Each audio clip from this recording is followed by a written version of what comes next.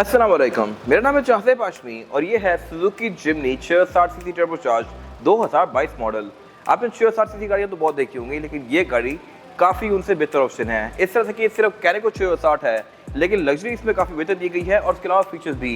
अगर मैं बात करूँ फीचर्स की तो ये गाड़ी 4x4 है और ऐसा नहीं है कि ऑल व्हील ड्राइव हो, जैसा कि मीरा वगैरह आती हैं ऑल व्हील ड्राइव। ये पार्शियल 4x4 है, यानी कि आप इसको 4x2 और 4x4 पर स्विच कर सकते हैं। और जब ये गाड़ी 4x4 पर नहीं होगी तो इसके रेयर टायर्स चलते हैं, फ्रंट नहीं। फिर ये इंजन टर्बोचार्ज है तो पावर के लिहाज से भी डिसेंट है, एफिशिएंसी के लिहाज से भी बहुत ज़बरदस्त है, लुक्स के लिहाज से भी ये गाड़ी ज़्यादा खूबसूरत भी है और ऊंची भी है। फिर इसके अलावा इसको ऑफ रोडिंग पे भी प्रॉपर यूज़ कर सकते हैं। और इसके अलावा क्योंकि 2022 है तो इसकी लुक्स पिछली किसी भी जिमनी से बहुत ज़्यादा बेहतर है। ये सब मैं कवर करूँगा आगे जाके। फिलहाल अगर बात की जाए इस गाड़ी की प्राइस की तो इसकी डिमांड 55 लाख है, जो कि इतने फीचर्स के हिसाब से जस्टिफाइबल है। ये साइकिल मोटरस्पोर्ट के पास अवेलेबल है और अगर आपने इसके बारे में कोई इन्फॉर्मेशन लेनी है तो आप दिए गए नंबर पे कॉल कर सकते हैं या फिर आप साइकिल मोटरस्पोर्ट को विजिट कर सकते हैं, जो कि रावलपिंडी में DH2 के गेट 1 के ऑपोजिट लोकेटेड है। हमारी एक और ब्रांच भी है रावलपिंडी मरी रोड पे। खैर, overall it's a good mini jeep and today I am going to review it.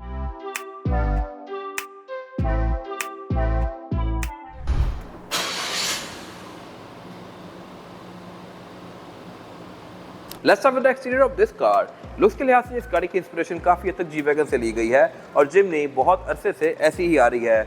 ये गाड़ी पाकिस्तान में एक टाइम में बहुत ज़्यादा पॉपुलर भी हुई थी 2007-8 में, बट अभी भी ये गाड़ी इन है क्योंकि अगेन प्राइस पॉइंट के लिहाज से ये गाड़ी एक अच्छा ऑप्शन है। फिर ये स्पेसिफिक गाड़ी 2022 मॉडल है और XC क्रोम एडिशन है। तो क्रोम एडिशन होने की वजह से इसके फ्रंट पे काफ़ी सारा क्रोम दिया गया है, हाईलाइट्स के आसपास भी, साइड मिरर में भी, बैक पे भी। और इसके अलावा इस गाड़ी के बम्पर सब बॉडी कलर में आते हैं, ये एक अच्छी चीज़ है। फिर इसके अलावा गाड़ी कहने को सिर्फ 660 सीसी है, लेकिन इसमें हेडलाइट्स बाई दोनों प्रेशर लैंप वाली हैं और इसके अलावा इनमें हेडलाइट वॉशर भी दिए गए हैं। इस कैटेगरी में हेडलाइट वॉशर आपको ना होने के बराबर गाड़ी में देखने को मिलेंगे। बाकी फ्रंट के लिहाज से ये फीचर्स के लिहाज से बस ठीक है। फॉग लैंप इस गाड़ी में कंपनी से आते हैं और इसके अलावा ये गाड़ी रडार भी ऑफर करती है। इसमें और भी बहुत सारे डिफरेंट फीचर्स है, वो मैं कवर करूँगा आगे जाके। विंडशील्ड इसकी ऑलमोस्ट 90 डिग्री के एंगल पर सीधी है और इसके अलावा इसकी अगर कैरेक्टर लाइंस की बात की जाए, बॉडी के डिज़ाइन की बात की जाए तो ये काफ़ी हद तक अगेन जैसा कि मैंने बताया जी वैगन इंस्पायर्ड है। और इसी गाड़ी की एक ब्राबस किट भी आती है जिसको लगा के लोग इसको काफ़ी हद तक मिनी ब्राबस G63 बना लेते हैं। और अगर बात की जाए इस गाड़ी की साइड प्रोफाइल की तो ये जैपनीज वर्जन है और जैपनीज वर्जन में इसके जो और फेंडर्स हैं ये थोड़े कम बोल्स्टर्ड होते हैं। इसके अलावा इसके जो बाकी वर्जन आते हैं उनमें थोड़े ज़्यादा बोल्स्टर्ड होते हैं। फिर इसके अलावा इस गाड़ी में 16 इंच के हैं। अब 16 इंच के अंदर सिविक या ग्रैंड में भी आते हैं, लेकिन इस गाड़ी में काफ़ी बड़े लग रहे हैं क्योंकि इसके टायर कोई खास चौड़े नहीं है, ऑब्वियसली क्योंकि 660 सीसी है। बाकी इसमें फीचर्स डिसेंट हैं, इस तरह से कि इसके साइड मिरर रिट्रैक्टेबल हैं, इनको आप अंदर से फोल्ड अनफोल्ड कर सकते हैं। और इसके अलावा इनमें ये इंडिकेटर्स भी दिए गए हैं, ये साइड मिरर हैं भी हीटेड और इसके अलावा ये एडजस्टेबल भी हैं अंदर से ही। फिर नीचे यहाँ पे एक मिरर दिया गया है जो कि आपको इसकी साइड का व्यू देगा।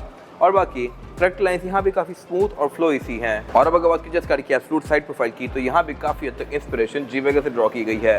इस तरह से अगर इसकी रूफ की बात की जाए तो इसकी रूफ के आसपास ये चैनल्स दिए गए हैं जहाँ से बारिश का पानी होके आगे की तरफ जाता है और आगे से नीचे गिरता है।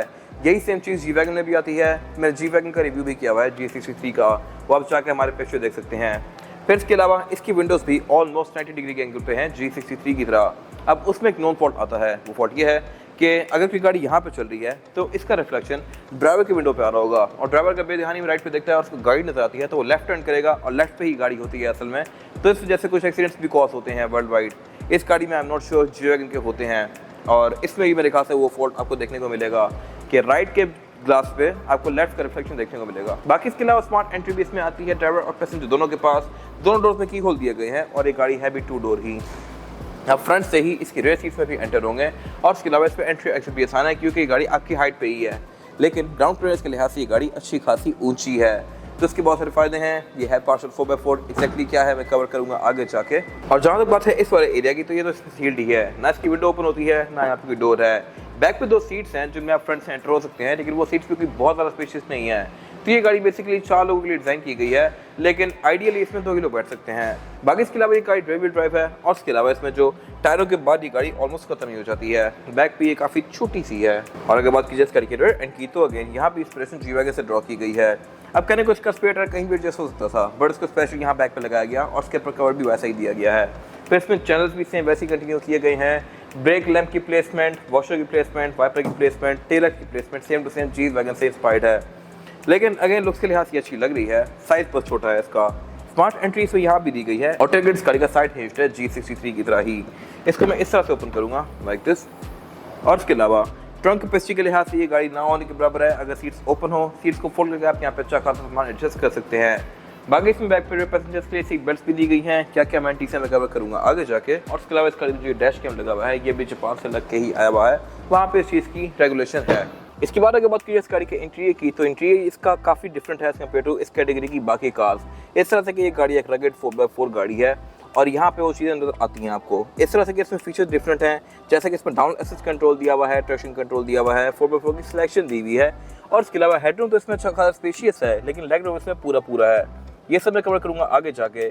फिलहाल अगर बात कीजिए मोटी मोटी चीज़ों की, तो ये गाड़ी पाकिस्तानी जिम्नी जो ऑफर हो रही थी पाकिस्तान में उससे बहुत बेहतर ऑप्शन है और इसके अलावा इसमें लग्जरी पे भी काफ़ी काम किया गया है।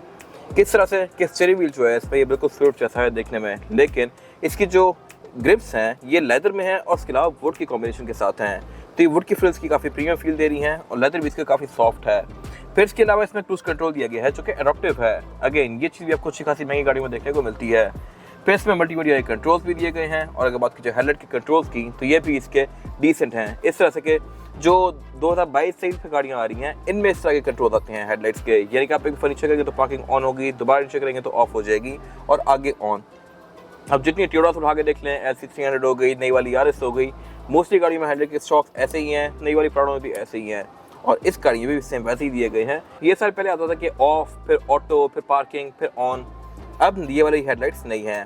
फॉग लैम्प इसमें कंपनी से आते हैं, वाइपर्स के नॉर्मल से हैं। बट जहाँ तक बात है मीटर की, तो ये लुक्स के लिहाज से खूबसूरत है, लेकिन स्पीड लिमिट्स की 140 किलोमीटर पर आवर तक है, क्योंकि ये गाड़ी 160 सीसी कार है और इसके लिए इतना भी काफ़ी है। ओवरऑल फीचर्स के लिहाज से बेहतर हो सकता था। सेंटर में जो इसके MID दिया गया है ये TFT स्क्रीन है ये पिक्सेलेटेड, लेकिन मेरे ख्याल से इंप्रूव हो सकती थी इस तरह से कि इसके फ्रंट पे कोई प्लास्टिक या ग्लास आना चाहिए था, बट ये स्क्रीन बिल्कुल एक्सपोज है और मैं इसको फिंगर से टच भी कर सकता हूँ लाइक दिस। तो ये मेरे ख्याल से थोड़ी सी वियर्ड चीज़ है और विद पैसेंजर टाइम साफ करें तो शायद ये स्क्रैच भी हो जाए। ये आपको गेज, एवरेज किलोमीटर पर लीटर, ट्रिप्स, गाड़ी का फ्यूल, ऑडोमीटर, ये सब चीज़ें शो करवाएगी। और इसके अलावा अगर बात कीजिए मीटर के पीछे वाले एरिया की, तो इसका डैशबोर्ड की बहुत ज़्यादा वाइड नहीं है। मोस्टली इस कैटेगरी गाड़ियों में डैशबोर्ड छोटे ही आते हैं, बट इसमें एयरबैग ज़्यादा हैं। एयरबैग इसका एक स्टीयरिंग व्हील में है, एक डैशबोर्ड में है और 2 सीट्स के साइड पे भी दिए गए हैं। और इसके अलावा इसका जो ये मल्टीमीडिया है ये भी फ्लोटिंग है, यानी कि डैशबोर्ड से अलग से ऊपर निकला हुआ है और इसमें पैनासोनिक की स्क्रीन लगी हुई है जिसमें ब्लूटूथ, ऑक्स, नेविगेशन, USB ये सब है। पाकिस्तानी गाड़ी में ये वाला एरिया ब्लैक आता है, बंद आता है, जबकि वो गाड़ी अच्छी खासी महंगी थी। अब तो पता नहीं ऑफर हो रही है नहीं हो रही, लेकिन एक टाइम पे ये गाड़ी पाकिस्तान में भी आती थी, बट ये उससे बहुत बेहतर ऑप्शन है। फिर इसके अलावा इसके एयरवेंट्स के आसपास क्रोम की फ्रिल्स दी गई हैं। क्लाइमेट कंट्रोल इसमें ऑटोमेटिक है और इसका डिस्प्ले काफ़ी हद तक पाकिस्तानी स्विफ्ट से मिलता जुलता है और यह है भी ऑटोमेटिक। फिर इसके अलावा नीचे इसके विंडोज़ के स्विच दिए गए हैं। ड्राइवर की विंडोज़ में सिंगल टैप वाली है, इसको मैं सिंगल टैप से फुली रोल डाउन या रोल अप कर सकता हूँ लाइक दिस, बट इसके स्विच सेंटर में है मर्सिडीज़ की तरह। फिर इसके अलावा 7 और डिसेंट फीचर्स दिए गए हैं, जैसे कि डाउन असिस्ट कंट्रोल और ट्रैक्शन कंट्रोल। ये चीज़ें इस कैटेगरी में आपको देखने को नहीं मिलती यूजुअली, स्पेशली डैक। फिर इसके अलावा नीचे इसका स्टोरेज कंपार्टमेंट दिया गया है, पावर आउटलेट दिया गया है, गियर सिलेक्शन दी गई है जो कि है PRND 2 और लोड की। और इसके अलावा पीछे इसका 4x4 का सिलेक्टर दिया गया है। 4x4 की सिलेक्शन भी है इसमें 2H, 4H और 4L। 2H में आप इस गाड़ी को हर टाइम रखेंगे, यानी कि ये गाड़ी रेड व्हील्स पे चलेगी और हाई गियर्स में जाएगी। 4H है ये गाड़ी 4x4 पे चलेगी और इसके अलावा हाई गियर्स में जाएगी। और 4L है कि ये गाड़ी 4x4 पे चलेगी और सिर्फ लो गियर्स में रहेगी, पहले गियर में। ये बेसिकली बहुत सी चढ़ाइयों के लिए होता है। खैर ये चीज़ मैंने इससे पहले किसी और 6 सीसी गाड़ी में नहीं देखी। और उसके पीछे जो ये एम्बियंट लाइटिंग वाला एरिया है ये ट्रे आफ्टर मार्केट है। हैंड ब्रेक इसकी नॉर्मल सी है, फ्रंट दोनों सीट्स इसमें हीटेड हैं जो कि एक बहुत ज़बरदस्त फीचर है। और इसके अलावा इसकी फ्रंट दोनों सीट्स जो हैं ये मैनुअली एडजस्टेबल हैं। फैब्रिक इनका काफ़ी हाई क्वालिटी है। दोनों सीट्स के साइड्स पे एयरबैग्स दिए गए हैं, लेकिन इनके डोर बिल्कुल बेसिक से हैं, क्योंकि विंडोज़ के कंट्रोल सेंटर में दे दिए गए, यहाँ पे कुछ भी नहीं है। और ये है अच्छा खासा मैसिव, क्योंकि ये गाड़ी 2 डोर है। फिर इसके अलावा राइट पे इसके कुछ और फीचर्स दिए गए हैं, जैसे कि हेडलाइट वॉशर के, साइड मिरर्स के, इक्वालिटी का कंट्रोल यहाँ पे दिया गया है। और इसके अलावा लेन डिपार्चर असिस्ट और रडार भी यहाँ पे दिया गया है। इसका रूफ इसके बिल्कुल बेसिक सी है, कैबिन लाइट्स इसमें काफ़ी ब्राइट हैं और इसके अलावा वेंटी मिरर भी इसमें ड्राइवर और पैसेंजर दोनों के लिए आते हैं। और अब अगर बात कीजिए इस गाड़ी में ड्राइवर पैसेंजर्स के लिए एंट्री की, तो इसकी फ्रंट सीट को मैं इस तरह से पहले आगे करूँगा और फिर इसको स्लाइड करूँगा, तो यहाँ पे मेरे पास प्लेंटी ऑफ रूम बन गया है एंटर होने के लिए। अगर मैं बैक पे एंटर होता हूँ तो बैठना आसान है इसमें। और इसके अलावा इस सीट को मैं तब तक पीछे ड्राइव कर सकता हूँ जब तक मैं इसकी बैक सीट नहीं कर देता। जैसे ही बैक सीट करूँगा सीट वहीं पर लॉक हो जाएगी। अब जैसा कि मैंने इसको आगे रहते हुए सीट को ओपन कर दिया, तो अब ये यहाँ पे लॉक हो गई है, पीछे नहीं आएगी। अनलॉक करने का तरीका यह है कि मेरे पास फुट पे रिलीज दिया हुआ है, जिससे मैं इसको रिलीज करके स्लाइड कर सकता हूँ इस तरह से। अगर मैं अपने हिसाब से इसको एडजस्ट करता हूँ तो मेरे पास यहाँ पे लेग रूम सफिशिएंट है और फ्रंट पैसेंजर के पास भी लेग रूम अच्छा खासा है। हेडरूम का भी यहाँ पे बैक पे कोई खास इशू नहीं है और उसके अलावा अमेनिटीज भी बैक पे बस पूरी हैं। इस तरह से पैसेंजर्स के लिए यहाँ पे सीट बेल्ट दी गई हैं, ग्रैब हैंडल्स दिए हुए हैं और उसके अलावा सेंटर में ये कप होल्डर्स भी दिए हुए हैं। लेकिन बैक पे कैपेसिटी इस तरह से पूरी है कि बैक पे इसमें 2 ही लोग बैठ सकते हैं, सीट्स कोई खास चौड़ी नहीं है। सेंटर में इसके ये फ्लोर बेड फ्लैट नहीं है क्योंकि यहाँ से इसकी ड्राइव ट्रेन जा रही है और उसके अलावा इसमें हेडरेस्ट तो दिए गए हैं लेकिन ये हेडरेस्ट कम और बैक रेस्ट सारा है, ये मेरी बैक को सपोर्ट करें। अगर मैं इनको नीचे रखूँ तो ऊपर करूँगा तो फिर शायद मेरे सर तक पहुँचे, लेकिन I highly doubt that. I am not sure कि इनको इतना नीचे की तरफ क्यों बनाया हुआ है सुजुकी ने। खैर बाकी इसके अलावा इन सीट्स को जब आप फोल्ड करते हैं तो ये बिल्कुल ही फ्लोर के अंदर फोल्ड हो जाती हैं और इसकी डिग्गी एक फ्लैट बेड बन जाती है जहाँ पे आप सामान रख सकते हैं। और इसके अलावा बाहर निकलने का तरीका भी इसमें आसान है। इसी फुटरेस्ट को मैं पुश करूंगा तो इसी फोल्ड होकर आगे हो जाएगी मेरे पाँव से ही इस तरह से, और अब मैं इजीली यहाँ से बाहर आ सकता हूँ लाइक दिस। और अब अगर बात की जिस गाड़ी के इंजन की, तो इंजन इसमें एक ही मेन ऑफर होता है 660 सीसी टर्बोचार्ज पेट्रोल। ये 3 सिलेंडर इंजन है, 660 है और इसके अलावा टर्बो होने की वजह से इसकी पावर डिसेंट है। अब ये इंजन काफ़ी इंटरेस्टिंग है इस तरह से कि इसकी जो पावर है वो रेयर टायर्स पे जाती है हर टाइम। आप इसको 4x4 पे स्विच कर सकते हैं जो कि अगेन बहुत कम गाड़ियों में होता है और इसके अलावा इस पर आप कुछ हद तक ऑफ रोडिंग भी कर सकते हैं। फिर इस पर डाउन असिस्ट कंट्रोल भी दिया गया है जो कि अगेन मेरे ख्याल से एक बहुत ज़बरदस्त चीज़ है। और इसके अलावा ये इंजन क्योंकि सिर्फ 660 सीसी है तो आपको एवरेज भी अच्छी देगा। ऑल्टो जितनी अच्छी नहीं, कम होगी थोड़ी सी, लेकिन ऑब्वियसली बाकी जो इस साइज की गाड़ियाँ होती हैं उनसे कम भी फ्यूल लेगी ये गाड़ी। बाकी इसके अलावा इसमें ABS, traction control, drive mode ये सब आता है। इंजन ये R06A है जो कि मोस्टली 660 सीसी गाड़ियों में आता है और सुजुकी भी मोस्टली गाड़ियों में यही इंजन होता है R06A। ये 64 हॉर्स पावर प्रोड्यूस करता है। बाकी मेंटेनेंस के लिहाज से भी इसका कोई खास इशू नहीं होगा। ट्रांसमिशन इसमें CVT आती है। और अब अगर बात की जाए स्काई का टायर, इसकी टायर साइज जो आता है जिमनी में ये है 175, 80 और 16। अभी 16 इंच का रिम इस गाड़ी में अच्छा खासा बड़ा लग रहा है, हालांकि 16 इंच का रिम ग्रैंडियर भी आती है और सिविक में भी, बट सिर्फ ये गाड़ी सेल्फी इतनी छोटी है कि इसमें एयर में खासे बड़े लग रहे हैं।